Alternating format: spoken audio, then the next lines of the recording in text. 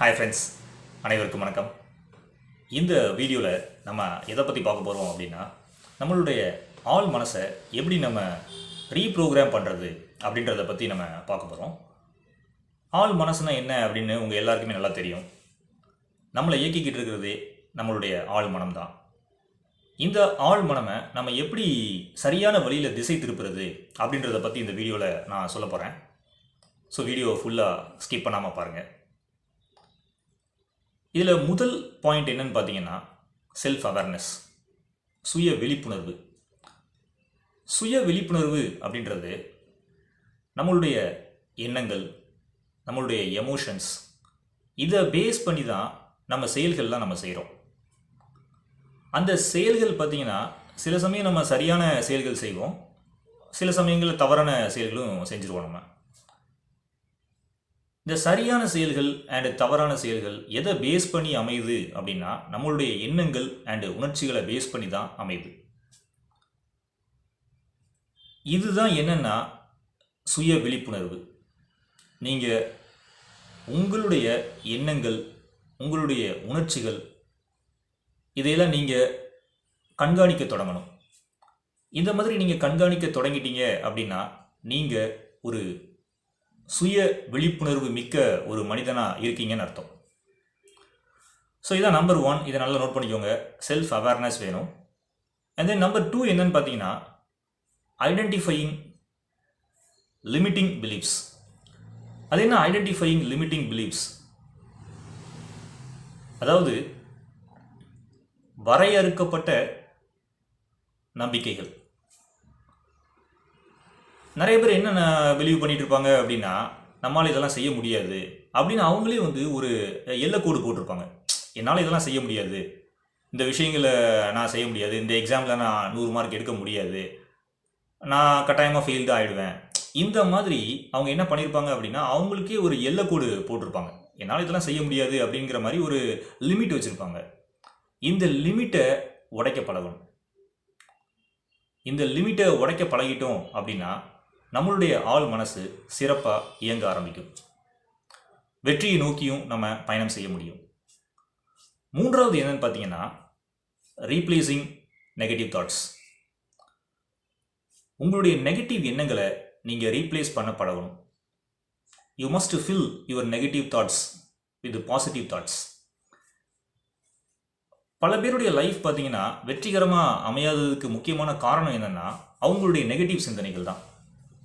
எப்போ பார்த்தாலும் அவங்க இந்த வேலையை என்னால் செய்ய முடியாது, நான் எதுக்குமே லாய்க்கு இல்லாதவன், இந்த மாதிரி அவங்க தனக்குள்ளே அவங்க சொல்லிக்கிட்டே இருக்கிறது, அவங்க மைண்டில் அந்த எண்ணங்கள் ஓடிக்கிட்டே இருக்குது. இதனால தான் என்ன ஆகுது அப்படின்னா, அவங்களால ஒரு சக்ஸஸ்ஃபுல் ஹியூமனாக மாற முடியல. ஸோ நீங்கள் எல்லோரும் என்ன பண்ணணும் அப்படின்னா, you must replace your negative thoughts with positive thoughts.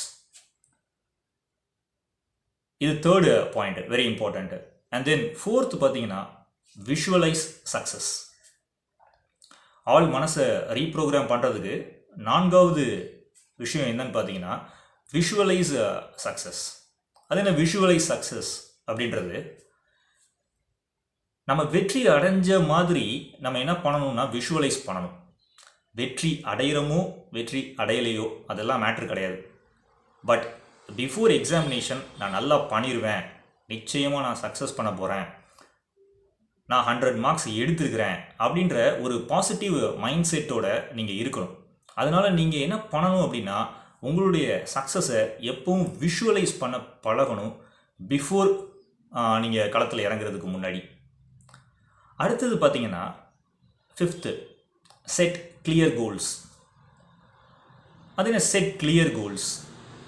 நிறைய பேருக்கு பார்த்தீங்கன்னா நோக்கங்களே இல்லாமல் இருப்பாங்க. அவங்கக்கிட்ட ஒரு தெளிவான ஒரு எய்மே இருக்காது. லைஃப்பில் நீங்கள் நிச்சயமாக என்ன பண்ணணும் அப்படின்னா, உங்களுக்குன்னு ஒரு கோல் செட் பண்ணணும், உங்களுக்குன்னு ஒரு எய்ம் வச்சுக்கணும். அந்த எய்மை அடையிற அந்த முயற்சிகளில் நீங்கள் சிறப்பாக செய்ய பழகணும். ஸோ இது very important to reprogramme your subconscious mind. So 5th point set clear goals. அடுத்தது 6th என்னன்னு பார்த்தீங்கன்னா, ப்ராக்டிஸ் மைண்ட்ஃபுல்னஸ். அது என்ன மைண்ட்ஃபுல்னஸ்? இப்போ ஃபார் எக்ஸாம்பிள் நம்ம ஒரு எக்ஸாம் எழுதுகிறோம், எக்ஸாம் எழுதிட்டு இருக்கும்போது நம்ம கான்சன்ட்ரேஷன் ஃபுல்லாக அந்த எக்ஸாமில் தான் இருக்கணும். நம்ம வேற எதையோ திங்க் பண்ணிட்டு இருக்கக்கூடாது. எக்ஸாம் எழுதிக்கிட்டு இருக்கும்போது நம்ம என்ன பண்ணக்கூடாது அப்படின்னா we should not think about cricket மேட்சை பற்றி சிந்திக்கிறது. இந்த மாதிரி நம்மளுடைய டைவர்ஷன்ஸ் வந்து இருக்கக்கூடாது. நம்ம என்ன பண்ணணும் அப்படின்னா ஃபுல் ஃபோக்கஸ்டாக அந்த எக்ஸாமில் தான் நம்மளுடைய கான்சன்ட்ரேஷன் இருக்கணும். இதுக்கு பேர் தான் மைண்ட்ஃபுல்னஸ். ஸோ எந்த இடத்துல நீங்கள் இப்போ பைக் ஓட்டிகிட்டு இருக்கீங்கன்னா your focus must be only on driving the bike ஓட்டுறதுல மட்டும்தான் இருக்கணும். இந்த மாதிரி நீங்கள் மைண்ட்ஃபுல்லாக இருக்க பழகணும். இது பார்த்தீங்கன்னா 6th step. And then 7th பார்த்தீங்கன்னா அஃபர்மேஷன்ஸ், கட்டளைகள், சுய கட்டளைகள், செல்ஃப் அஃபர்மேஷன்ஸ். நம்ம ஏதாவது ஒரு டஃப் சுச்சுவேஷன்ஸில் இருக்கிறோன்னு வச்சுக்கோங்க, நம்ம ஒரு ப்ராப்ளமில் இருக்கிறோன்னா இந்த ப்ராப்ளம்ல இருந்து என்னால் வெளியே வர முடியும், நான் கட்டாயமாக இந்த ஒரு பேடான ஒரு சூழ்நிலையிலிருந்து வெளியே வந்துடுவேன் அப்படின்ற ஒரு அஃபர்மேஷன் நீங்களே உங்களுக்குள்ளே சொல்லணும். இந்த பிரச்சனையிலேருந்து என்னால் வெளியே வர முடியும், நான் வந்து வின் பண்ணிடுவேன், என்னால் இதெல்லாம் சமாளிக்க முடியும், ஈஸி தான் அப்படிங்கிற மாதிரி நீங்கள் டெய்லி என்ன பண்ணணும் அப்படின்னா பாசிட்டிவ் அஃபர்மேஷன்ஸ் கொடுக்க பழகணும். அண்ட் தென் 8th பார்த்தீங்கன்னா surround your self with positivity. உங்களை சுற்றி பாசிட்டிவ் எனர்ஜியை நீங்கள் பில்ட் பண்ண பழகணும். ஏன்னா நம்மளை சுற்றி பார்த்தீங்கன்னா பல இடத்துல நெகட்டிவிட்டி நடந்துக்கிட்டு இருக்குது. நம்மளை சுற்றி நெகட்டிவ் மனிதர்கள் நிறைய பேர் இருக்கிறாங்க. இந்த நெகட்டிவிட்டியிலேருந்து நீங்கள் வெளியே வரணும் அப்படின்னா நீங்கள் அந்த நெகட்டிவிட்டியெல்லாம் ஓரம் கட்டி வச்சுட்டு நீங்கள் என்ன பண்ணணும்னா உங்களை சுற்றி ஒரு பாசிட்டிவ் வைப்ஸை நீங்கள் க்ரியேட் பண்ணணும். பாசிட்டிவ் மனிதர்களை நீங்கள் உங்களை சுற்றி அமைச்சுக்கோங்க. உங்களுடைய அது ஒர்க் பிளேஸாக இருக்கட்டும், நீங்கள் உங்களுடைய ரிலேஷன்ஷிப்பாக இருக்கட்டும், யாராக இருந்தாலும் உங்களை சுற்றி ஒரு பாசிட்டிவ் மனிதர்களை நீங்கள் பாசிட்டிவிட்டியை சுற்றி நீங்கள் வச்சுக்கிட்டீங்க அப்படின்னா நிச்சயமாக உங்களுடைய ஆள் மனசு சிறப்பாக இயங்க ஆரம்பிக்கும். அண்ட் தென் பார்த்தீங்கன்னா 9th self care. Self care ரொம்ப ரொம்ப முக்கியம். நம்மளே கவனிச்சுக்கிறது. நம்மளுடைய ஆரோக்கியம் நம்ம கையில் தான் இருக்குது. நம்மளுடைய ஃபினான்ஷியல் என்ன சொல்கிறது, நம்ம வந்து ஃபினான்ஷியலாக நம்ம ஸ்ட்ராங்காக இருக்கணும் அப்படின்னா அதுவும் நம்ம கையில் தான் இருக்குது.